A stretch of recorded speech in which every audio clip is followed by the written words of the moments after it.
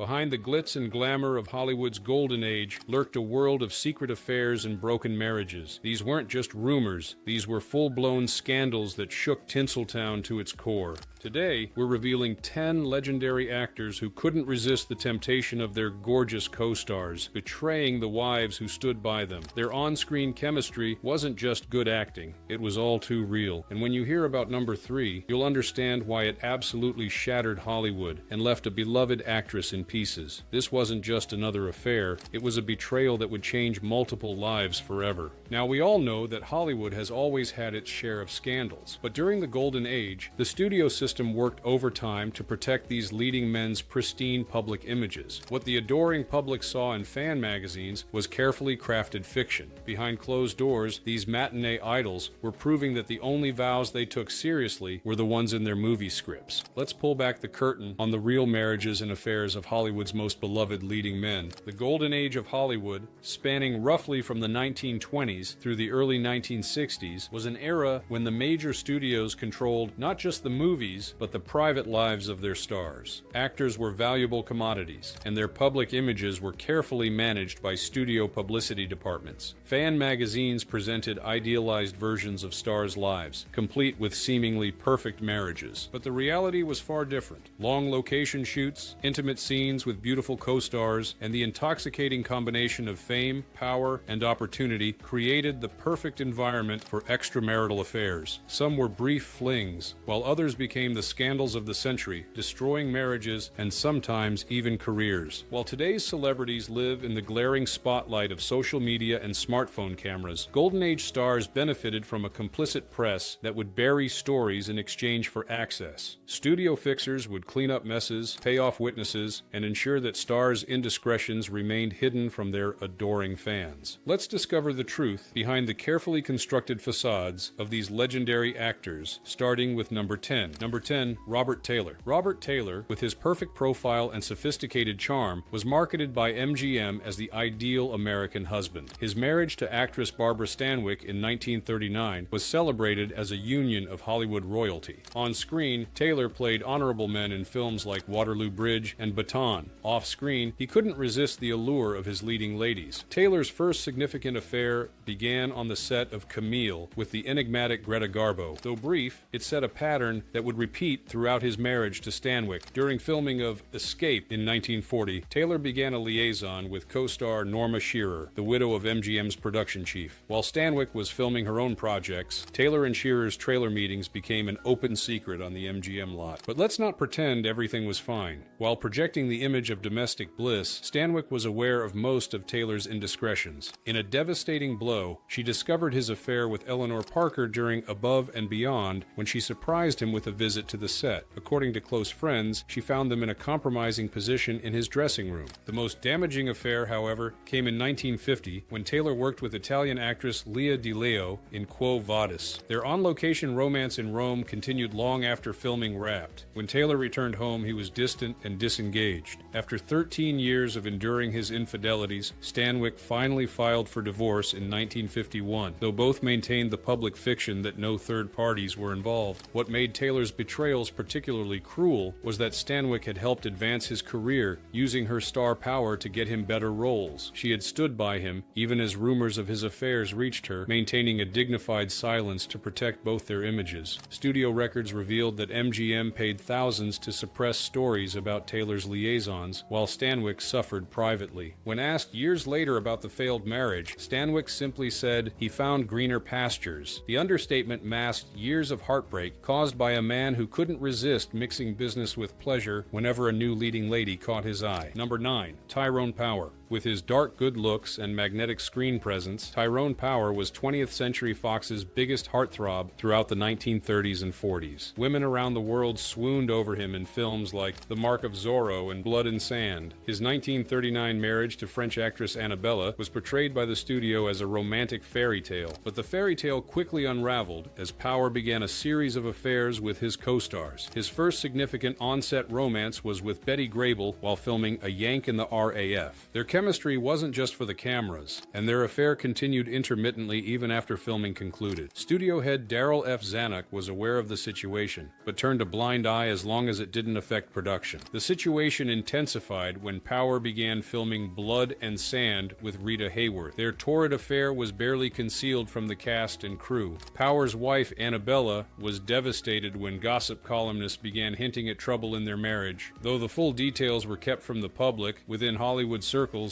it was no secret that Power and Hayworth were involved. In 1943, Power's roving eye landed on Judy Garland during rehearsals for a USO tour. Though no film came of their relationship, their brief affair further strained his already troubled marriage. But the final blow to his marriage came from his extended affair with Lana Turner while filming The Rains Came. Their relationship was so intense that Turner later confessed it was one of the great passions of her life. The accumulated weight of Power's infidelities finally broke the marriage, and Annabella filed for divorce in 1948. What many don't know is that Annabella had suffered a miscarriage early in their marriage and was unable to have children afterward, a fact that Power reportedly threw in her face during arguments about his affairs. After the divorce, Power quickly married Linda Christian, but his pattern of infidelity continued, suggesting that his on-set affairs weren't just about opportunity, but a fundamental inability to remain faithful. His first marriage had been destroyed by the same charm and intensity that made him a star, qualities he couldn't seem to turn off when the camera stopped rolling. Number 8. Clark Gable. Known as the King of Hollywood, Clark Gable's rugged masculinity and rakish grin made him MGM's most valuable male star. His fifth and final marriage to Kay Williams, Spreckles seemed stable compared to his earlier unions, but his reputation as a ladies' man followed him throughout his career. Gable's notorious affair with Loretta Young during the filming of The Call of the Wild in 1935 resulted in a daughter, Judy Lewis. At the time, Gable was married to Maria Langham. Young, unmarried but deeply Catholic, went to extraordinary lengths to hide the pregnancy, taking an extended trip to Europe before returning to give birth in secret. She later adopted her own daughter to avoid scandal. The truth remained hidden from the public for decades, but let's not pretend everything was fine. While married to his third wife, Carole Lombard, Gable was reportedly faithful. After her tragic death in a plane crash in 1942, however, he returned to his old ways. During the filming of Adventure in 1945, Gable began an affair with co-star Greer Garson, who was married to Richard Ney at the time. Their on-set relationship was an open secret, with crew members recounting how production would often be delayed because the stars were locked in Gable's dressing room.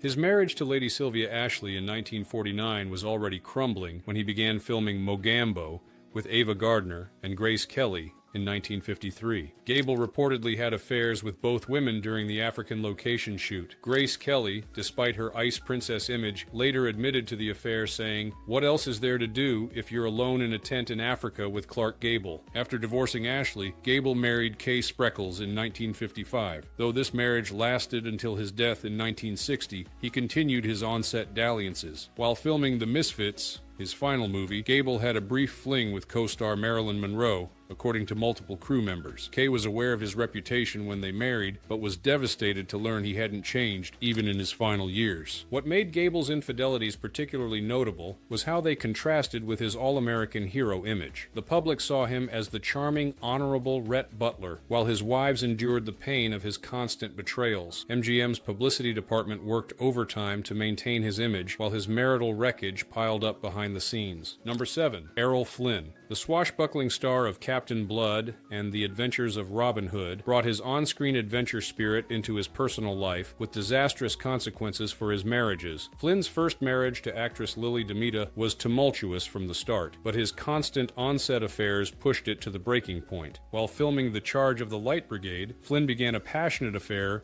with co-star Olivia de Havilland that would continue on and off through several more films. Though de Havilland later downplayed the relationship, crew members reported that the two would often disappear between takes. Demita confronted Flynn about the affair, leading to explosive arguments that sometimes spilled onto the Warner Brothers lot. The marriage was further strained when Flynn began seeing Lupe Velez while making Another Dawn. The volatile Velez made no attempt to hide their relationship, even calling Demita to taunt her about the affair. Studio head Jack Warner was forced to intervene, when the women nearly came to blows at a Hollywood restaurant. But Flynn's most brazen betrayal came during the filming of Dive Bomber in 1941, when he began seeing 19-year-old actress Linda Christian while Demita was in the hospital recovering from surgery. When Demita discovered love letters from Christian in Flynn's pocket, she finally filed for divorce, ending their 8-year marriage. Flynn's second marriage to Nora Eddington, whom he met while she was working at the courthouse during his notorious statutory rape trial, fared no better. While filming Adventures of Don Juan, Flynn began an affair with his young co-star, Vivica Lindfors. Their relationship continued after production wrapped, with Flynn making little effort to conceal it. Eddington,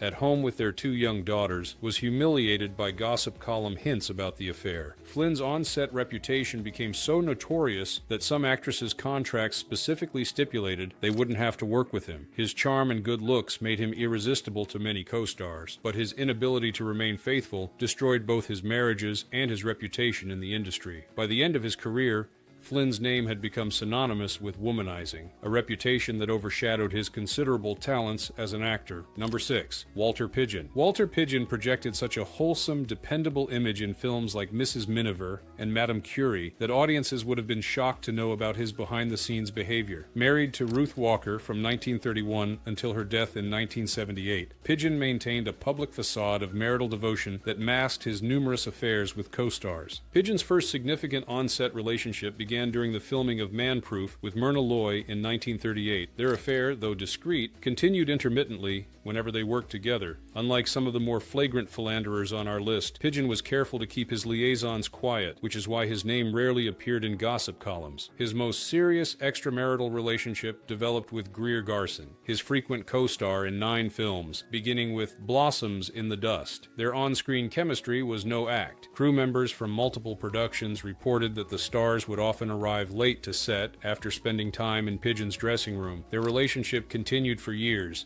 despite both being married to others. But let's not pretend everything was fine. Ruth Pidgeon suffered in silence, aware of her husband's infidelities, but unwilling to end the marriage. According to friends, she once discovered a love letter from Garson in Walter's jacket and confronted him. He managed to convince her that the relationship was over, though it continued for years afterward. The most painful betrayal came during the filming of Julia Misbehaves in 1948, when Pidgeon began seeing co-star Elizabeth Taylor, who was only 16 at the time, while Ruth was seriously ill. Though the relationship was brief, Ruth learned of it while recovering from surgery. Friends reported that this affair particularly devastated her because of Taylor's youth and Ruth's vulnerable state. Despite these betrayals, the Pidgeons maintained the public fiction of a happy marriage, in part because divorce would have severely damaged Pidgeon's carefully cultivated image as a dignified, trustworthy leading man. MGM worked diligently to keep his affairs out of the press, paying substantial sums to gossip columnists to bury the stories. What makes Pidgeon's case particularly interesting is the stark contrast between his public persona and private behavior. While he didn't generate the tabloid headlines of some of his contemporaries, his quiet betrayals caused just as much pain within his marriage. His wife's dignified silence allowed him to maintain his career and reputation, while she suffered the indignities of his repeated infidelities. Number 5. Spencer Tracy. One of Hollywood's most respected actors, Spencer Tracy won consecutive Academy Awards and embodied integrity in films like Boys Town and Judgment at Nuremberg. His 42-year marriage to Louise Treadwell was held up as an example of Hollywood stability, but the reality was far different. Though Tracy and Treadwell separated in the early 1930s, they never divorced, partly due to Tracy's Catholic faith and partly to maintain his public image. Despite the separation, Tracy's affairs with co-stars were betrayals of the marriage that still legally existed, even as he lived apart from Louise for decades. Tracy's most infamous relationship was with Katharine Hepburn, which began during the filming of Woman of the Year in 1942 and continued until his death in 1967. Though this relationship is often romanticized in Hollywood lore, it's important to remember that Tracy was still married. Louise Tracy remained devoted to him, refusing to grant a divorce and maintaining the public fiction that they were still a couple. But Tracy's infidelities weren't limited to Hepburn. During the filming of Dr. Jekyll and Mr. Hyde, he had a brief but intense affair with Ingrid Bergman. Lana Turner reportedly became involved with Tracy while making Cass Timberlane, and Loretta Young was linked to him during Man's Castle. Each new co-star seemed to present a fresh temptation that Tracy rarely resisted. The betrayal that particularly hurt Louise came when Tracy began seeing Gene Tierney during Plymouth Adventure. Unlike his other affairs, this one became public when they were photographed together at a restaurant. The resulting gossip column items humiliated Louise, who had always maintained a dignified silence about the separation. Friends reported that this public embarrassment was especially painful because it forced her to acknowledge what Hollywood insiders had known for years. What makes Tracy's situation unique is that despite his numerous affairs, he refused to divorce Louise, creating a complicated situation where he maintained the legal bond of marriage while living as though he were single. His Catholic guilt reportedly led to bouts of heavy drinking and depression, especially when his affairs became public knowledge. Louise Tracy devoted herself to raising their son John, who was deaf, and founded the John Tracy Clinic for Deaf Children. Despite Spencer's emotional and physical absence from the family, she never spoke ill of him publicly, allowing him to maintain his image as a man of integrity. The contrast between this public perception and his personal behavior made his betrayals all the more striking. 4. Gary Cooper. The strong, silent type on screen in classics like High Noon and The Pride of the Yankees, Gary Cooper projected an image of rugged American values. His marriage to socialite Veronica "Rocky" Cooper was portrayed by studio publicity as the perfect union of Hollywood glamour and old-money respectability. The reality behind closed doors told a different story. Cooper's affairs with co-stars began almost immediately after his 1933 marriage.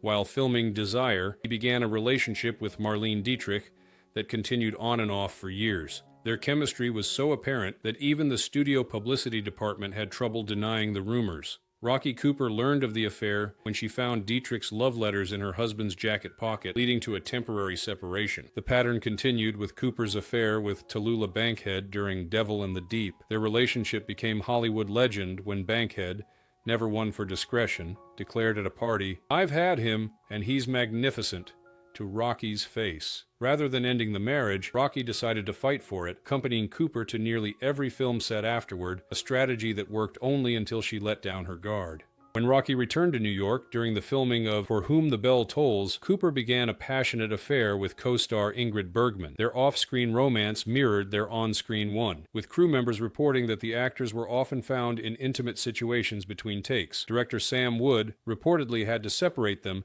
to keep the production on schedule. But let's not pretend everything was fine. The most devastating betrayal came during the filming of The Fountainhead in 1949, when Cooper began seeing Patricia Neal, 25 years his junior. Unlike his previous affairs, this one wasn't just physical. Cooper fell deeply in love with Neal and left Rocky, moving into an apartment with his young co-star. This public humiliation was particularly painful for Rocky, who had endured years of discreet affairs only to be abandoned for a much younger woman. The affair with Neal continued for 2 years, with Cooper torn between his Catholic guilt over leaving his marriage and his passion for Neal. Rocky refused to grant a divorce, instead launching a carefully orchestrated public campaign to win him back. She enlisted their daughter Maria and Cooper's mother to publicly shame him, while simultaneously portraying herself as the forgiving wife in fan magazines. The strategy worked. Cooper eventually returned to the marriage, though a heartbroken Neal later revealed she had been pregnant with his child and had an abortion. After Cooper's return, Rocky kept him on a tight leash, accompanying him to almost every film set for the rest of his career. Though the marriage survived,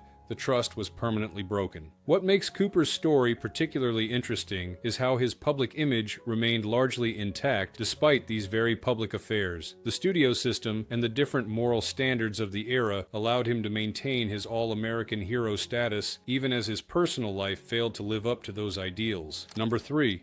Bing Crosby. Now we arrive at number 3, and prepare yourself, because this story is truly heartbreaking. Bing Crosby, America's beloved crooner and star of White Christmas, Going My Way, cultivated an image as the ultimate family man. His first marriage to Dixie Lee, which lasted from 1930 until her death in 1952, produced 4 sons and was portrayed in fan magazines as idyllic. Behind this perfect facade, however, lay a pattern of betrayal that would devastate Dixie and ultimately contribute to her early death. Crosby's first significant affair began during the filming of Waikiki Wedding with co-star Shirley Ross. sex. Though brief, it established a pattern that would repeat throughout his marriage. When Dixie confronted him about rumors of the affair, Crosby dismissed her concerns, gaslighting her into believing she was being paranoid. This psychological manipulation became his standard response whenever she questioned his fidelity. The most devastating betrayal came during the filming of Holiday Inn in 1942. When Crosby began an intense affair with co-star Marjorie Reynolds. Unlike his other flings, this relationship continued long after production wrapped. What made this affair particularly cruel was that Dixie was battling breast cancer at the time, undergoing painful treatments while Crosby was spending evenings with Reynolds. During Dixie's illness, she discovered love letters from Reynolds in Crosby's golf bag. Rather than confessing,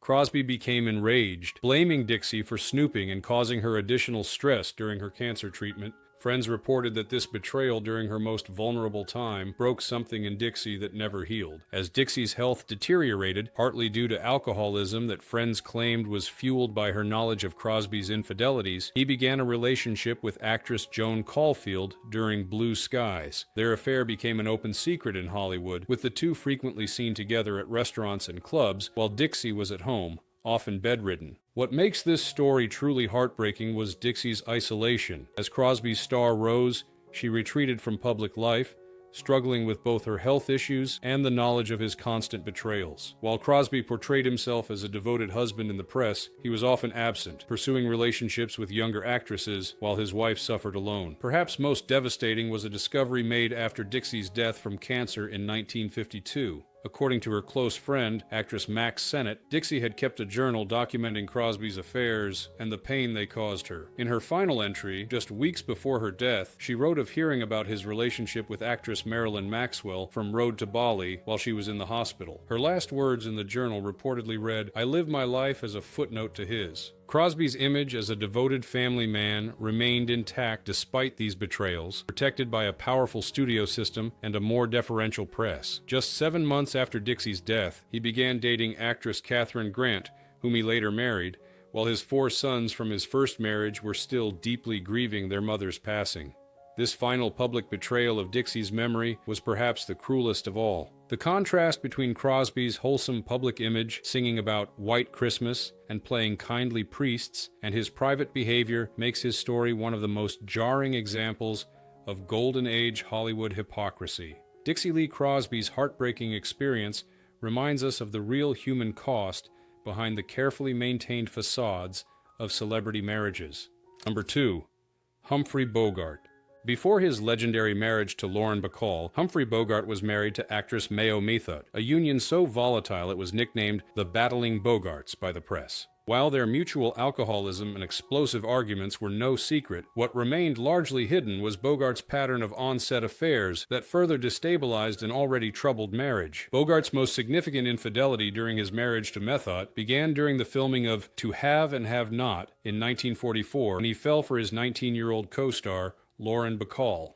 Their 25-year age difference and Bogart's married status didn't deter the romance, which quickly became serious. What makes this affair particularly notable is that Bogart made little attempt to hide it, even bringing Bacall to his home while Methot was away. When Methot learned of the affair, the couple's already legendary fights became even more violent. During one confrontation, she reportedly stabbed Bogart with a kitchen knife, inflicting a minor wound that required medical attention. Studio publicists covered up the incident, attributing his injury to an accident on set. Warner Bros. Executives, concerned about potential scandal, arranged for Methot to be hospitalized for exhaustion, common euphemism for alcoholism or mental health issues, keep her away from the set. But let's not pretend everything was fine before Bacall. Bogart had already engaged in affairs with co-stars Mary Astor during The Maltese Falcon and Ingrid Bergman while filming Casablanca. Methot's increasing alcoholism and paranoia were partly fueled by her awareness of these betrayals, creating a vicious cycle of suspicion, confrontation, and reconciliation. What made Bogart's betrayals particularly cruel was his public humiliation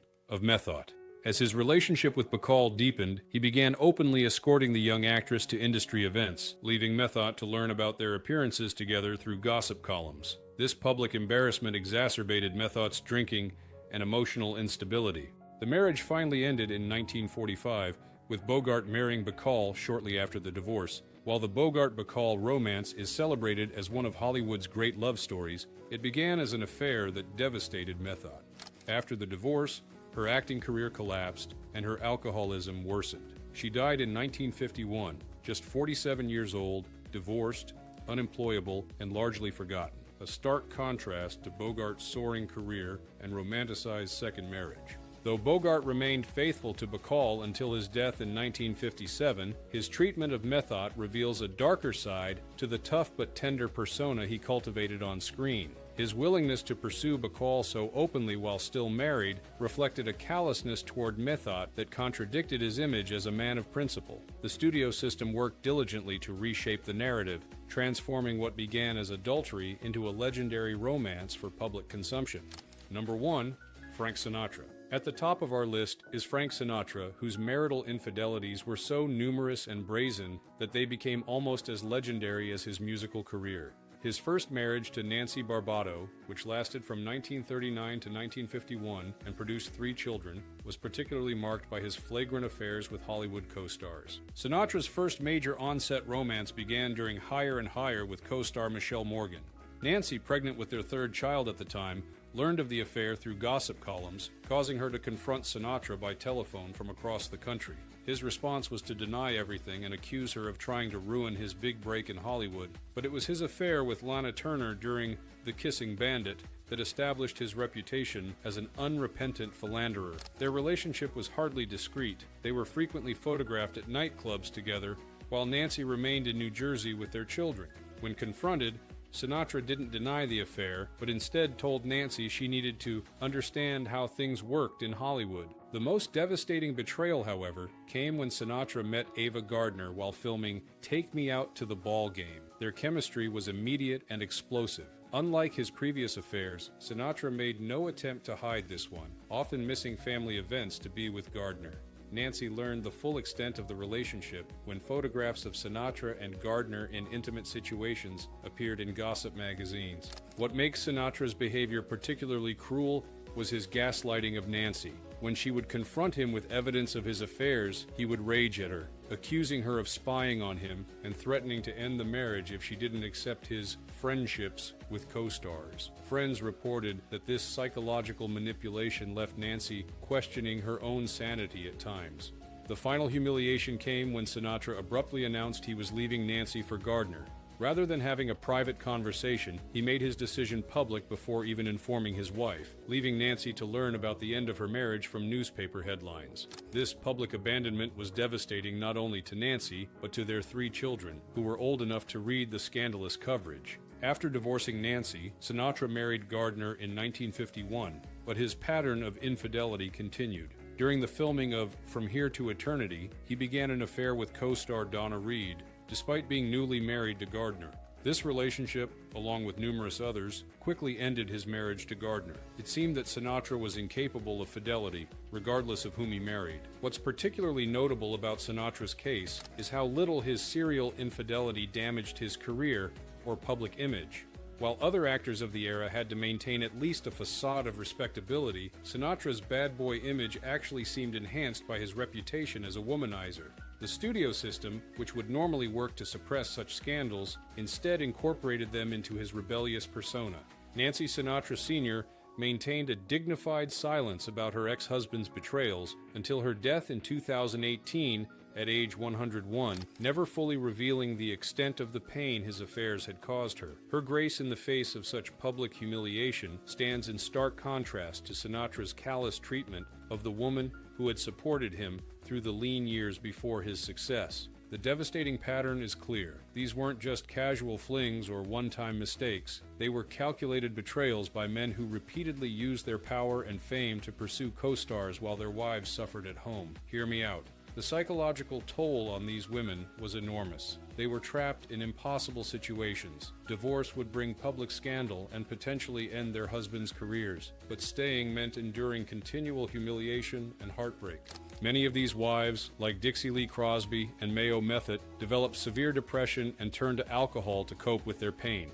Others, like Nancy Sinatra and Louise Tracy, maintained dignified silence for decades, putting their husbands' careers above their own emotional well-being. The wives who did eventually file for divorce, like Barbara Stanwyck and Nora Eddington Flynn, often waited years and endured multiple betrayals before finally breaking free. The studios were complicit in this behavior, with powerful fixers like MGM's Eddie Mannix and Columbia's Harry Cohn working to suppress stories about their stars' infidelities. Gossip columnists were paid to bury scandals, witnesses were intimidated or bribed, and carefully crafted publicity stories presented these troubled marriages as idyllic unions. This system protected the actors while leaving their wives isolated in their suffering. So why do we still celebrate these men as Hollywood legends despite their devastating personal behavior? I think we have to confront an uncomfortable reality about how fame often insulates the powerful from consequences. These men were able to maintain their heroic on-screen personas while causing tremendous pain in their personal lives, largely because a system existed to protect them from any real accountability. It's also important to recognize the different standard these men were held to compared to actresses of the same era. Female stars who engaged in affairs or ended marriages often saw their careers destroyed, while these male actors continued to thrive professionally despite multiple divorces and public scandals. Ingrid Bergman was essentially exiled from Hollywood for her affair with Roberto Rossellini, while her married co-stars who pursued her faced no similar consequences. The wives of these Golden Age stars deserve recognition for the silent sacrifices they made. Many, like Nancy Sinatra Sr. and Ruth Pidgeon, dedicated decades to marriages that brought them tremendous pain. Others, like Dixie Lee Crosby, saw their own promising careers sacrificed to support husbands who repaid their devotion with betrayal. Their stories remind us that behind every carefully constructed Hollywood narrative often lies a more complicated and painful truth. As we look back on these Golden Age romances, we can appreciate the art these men created while acknowledging the real harm they caused. Understanding this fuller picture gives us a more honest perspective on Hollywood history and reminds us that even legendary careers can be built on personal failures and betrayals. And that concludes our look at 10 Golden Age actors whose on-screen romances spilled into real life with devastating consequences for their marriages. Behind the glamour and nostalgia of classic Hollywood were real people whose lives were deeply affected by these betrayals. The wives who endured these affairs deserve to have their stories told alongside the celebrated careers of their famous husbands. If you found this glimpse into old Hollywood's darker side interesting, please hit that like button and subscribe for more content exploring the golden era of cinema. I'd love to hear your thoughts in the comments. Were you surprised by any of these stories? Do you think today's celebrities are held to different standards than these classic stars were? Drop a comment below and let me know. Thanks for watching, and I'll see you in the next video where we'll uncover more secrets from Hollywood's golden past.